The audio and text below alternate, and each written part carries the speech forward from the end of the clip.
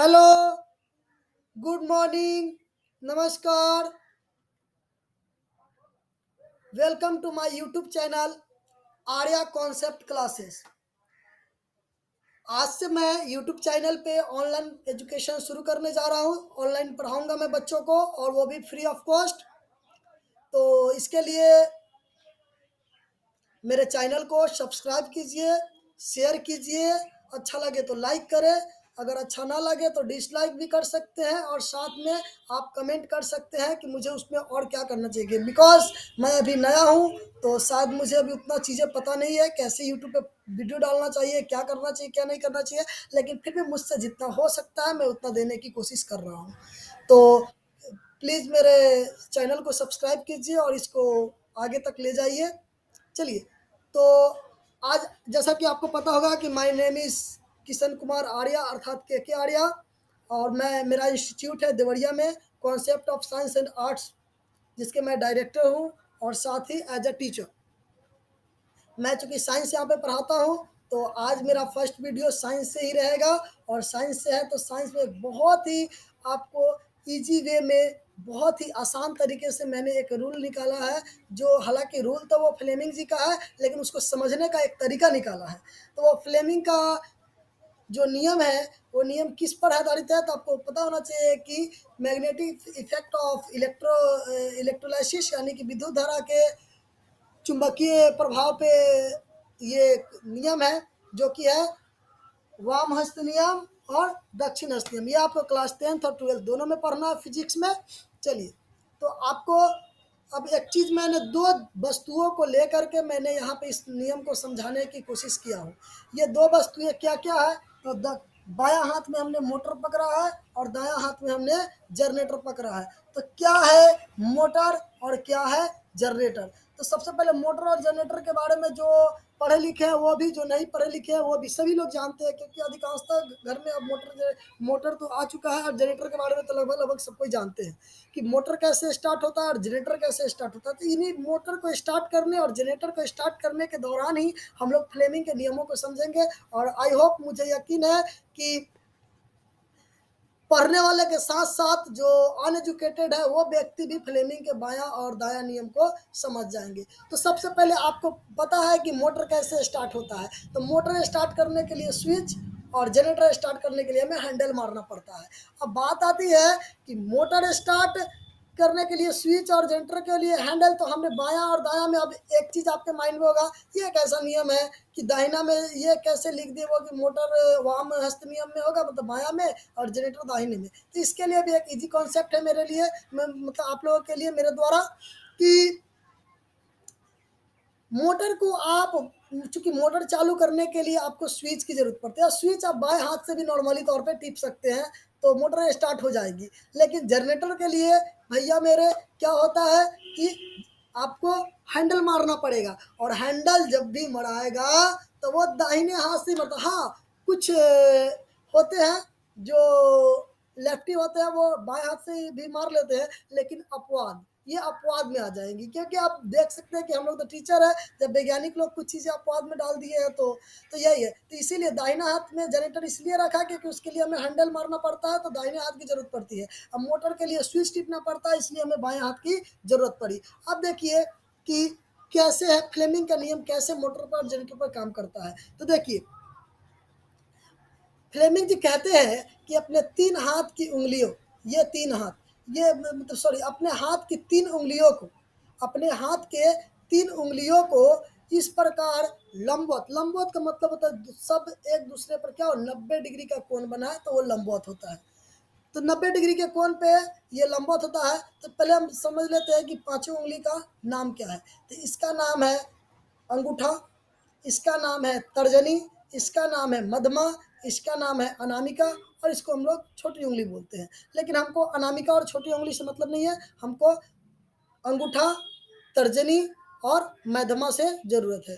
तो एक चीज़ आपको डिनोट करना पड़ेगा कि मध्यमा, ये हमेशा याद रखना है, मध्यमा ये बताता है धारा को, और तर्जनी, तर्जनी ये बताता है आपको चुंबकीय क्षेत्र को, और अंगूठा ये बताता है आपको बल को। ये तीनों बल की दिशा, चुंबकीय क्षेत्र की दिशा और धारा की दिशा को बताती है। तो कैसे वामा हस्त नियम मतलब मोटर पर कैसे, तो मोटर के लिए क्या है कि मोटर चालू करने के लिए आपको पता होना चाहिए कि सबसे पहले हम लोग क्या देते हैं, धारा देते हैं। किसको देते हैं, धारा देते हैं। और जनरेटर चालू करने के लिए हम सबसे पहले क्या करते हैं, तो बल लगाते हैं, हैंडल मारते हैं, यानी कि बल लगाते हैं। तो बल लगाते हैं तो इसके लिए क्या होगा, और तो अब देखिए एक चीज समझ लीजिए, अब बच्चे हो जाते हैं कंफ्यूज क्लास में कि सर हम लोग बायां में अंगूठा से चले कि दायां में अंगूठा से चले। तो ये तो याद रखे, मोटर जनरेटर हो गया, आपको याद ही हो जाएगा। देखिए कैसे, तो मोटर चालू करने के लिए सबसे पहले मैंने धारा दिया, यानी धारा दिया तो कहाँ से, मध्यमा से चलेंगे। और उसमें क्या, और तर्जनी जो होती है ना, ये चुंबकीय क्षेत्र हमेशा बीच में रहेगा। सबसे पहले धारा दिए, उसके बाद क्या हुआ, उसमें घूर्णन हुआ, मोटर के अंदर की पार्ट पुड़िया कार्य किया। उसके बाद उसमें से क्या आया, पानी फेंका, यानी कि उस पर से प्रेशर, दाब पड़ के, बल पड़ के वो बाहर। अब कोई लोग कभी कि सर आप दाब भी बोल रहे बल भी बोल रहे, तो एक्चुअली बात क्या है कि दाब भी एक प्रकार का बल ही होता है। जैसा कि 8 क्लास में 9 क्लास में आपको पढ़ना है कि प्रति एकांक क्षेत्रफल पर लगने वाले बल को ही दाब का देने, दाब एक प्रकार क्या है, बल है। तो पहले हम लोग धारा दिए, यानी पहले मध्यमा से चलेंगे, अब बीच में ही हमेशा रहेगा, चाहे आप दायां चलिए चाहे बायां चलिए, बीच में तर्जनी हमेशा बीच में रहेगा। ये चुंबकीय क्षेत्र उत्पन्न करेगा, बीच में घूर्णन करेगा ये। और तीसरा हो जाएगा, लास्ट में पानी फेंका उसके पाइप के माध्यम से, यानी कि बल लगा। तो लास्ट में बल और पहले धारा, यानी कि बायां हाथ से हम चले क्या, तो अपनी हाथ की 3 उंगलियों को परस्पर लंबवत रखने पर, यानी 90 डिग्री पर रखने पर, जब मध्यमा धारा की दिशा को बताए, क्योंकि मोटर है तो पहले धारा, ये चलते मध्यमा से चलेंगे, तो मध्यमा धारा की दिशा को बताए, चुंबक तर्जनी चुंबकीय क्षेत्र की दिशा को बताए, तो ये हमारे अंगूठा जो है वो बल की दिशा को बताती है। अब फिर कंफ्यूज नहीं होगा कि मध्यमा धारा बताएगा कि बल धारा बताएगा, अति अंगूठा धारा बताएगा। तो याद रहे कि अंगूठा हमारे उंगली मतलब अन्य उंगलियों के पीछे बहुत मोटा होता है, तो ये ज्यादा दाब लगाएगा, यानी ज्यादा बल लगाएगा, ज्यादा बल लगाएगा, काबू ये ज्यादा लगाएगा, ये चलते ही हमेशा बल को दिखाएगा। और बीच वाला चुंबकीय क्षेत्र है तो ये तो बच गया, सुधारा ही है। तो अंगूठा मजबूत है, ये चलते ये बल लगाएगा, याद रखिएगा, चाहे वो दाया नियम हो या बाया नियम हो, इसमें उंगलियों का निरूपित करने की कोई चेंजिंग नहीं होती कि हाँ इसमें मध्यमा धारा बता रहा है तो उसमें बल बता, ऐसा नहीं है।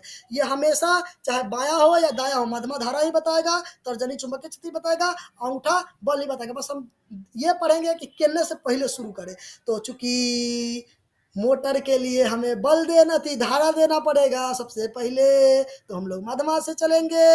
अब आते हैं हम लोग दक्षिण हस्त, दक्षिण हस्ती में एकदम जनरेटर, जनरेटर के लिए क्या करते हैं, सबसे पहले हम लोग हैंडल मारते हैं। हैंडल मारने का मतलब ताकत लगाए, बल लगाए, तो कहाँ से चलेंगे, अंगूठा से चलेंगे, यानी सबसे पहले हम बल लगाएंगे, यानी कि हैंडल मारेंगे, तो क्या होगा, तो होगा आपका बीच में घूर्णन होगी, वो उसका जो चक्कर चुंबक होता है वो भीतर का नाचेगा, यानी चुंबकीय क्षेत्र उत्पन्न होगा। तब जानते हैं आप लोग कि जनरेटर का काम क्या है, तो करंट फेंकना, करंट देना, धारा देना। तो लास्ट में वो क्या देती है, धारा देती है, यानी अपने दाहिने हाथ की 3 उंगलियों को परस्पर मध्यमा मध्यमा तर्जनी और अंगूठा को परस्पर लंबवत रखेंगे। यदि तब क्या होगा, तो पहले बल, यानी कि पहले अंगूठा, तो अंगूठा बल की दिशा को बताएगी और तर्जनी चुंबकीय क्षेत्र की दिशा को बताएगी, तो लास्ट में इसमें से धारा फेंकेगा, यानी मध्यमा किसकी दिशा बताएगी, धारा की दिशा को बताएगी। तो इस तरीके से हमने बहुत ही देहाती लैंग्वेज में अपने जिस प्रकार से हम लोग मोटर जनरेटर का यूज करते हैं उसके अनुसार से हमने क्या किया, तो दाहिना हाथ नियम और बायां हाथ नियम पढ़ा। दाहिना में जनरेटर रख लिए और बायां में मोटर रख लिए। मोटर कैसे स्टार्ट करेंगे, तब पहले धारा देंगे, तब वो नाचेगा, तब उसमें से बल तब उसमें से बल फेंकेगा, यानी पहले मध्यमा फिर तर्जनी तब लास्ट में अंगूठा। और जनरेटर में क्या होगा, तो जनरेटर में पहले बल लगाएंगे, हैंडल मारेंगे, तो पहले धारा, पहले अंगूठा बल, फिर चुंबकीय क्षेत्र तो बीच में हमेशा रहेगा दोनों में, और तब लास्ट में उसमें से जनरेटर में से क्या होती है, धारा निकलती है। तो लास्ट में धारा है, ये चलते लास्ट में मध्यमा दाहिना में और बाया में, लास्ट में पानी फेंकता है, लास्ट में बल, अंगूठा बाद में। चलिए that's all. Thank you so much. Watch my video and subscribe please, ताकि मैं इसी तरीके के बेसिक कॉन्सेप्ट के साथ देहाती लैंग्वेज में कुछ कुछ चीज़ें आपको सिखाऊं। हालांकि मैं ज्ञानी नहीं हूं, लेकिन जितना मुझे आता है आप सभी को सिखाने की कोशिश करूंगा। Bye. Thank you so much.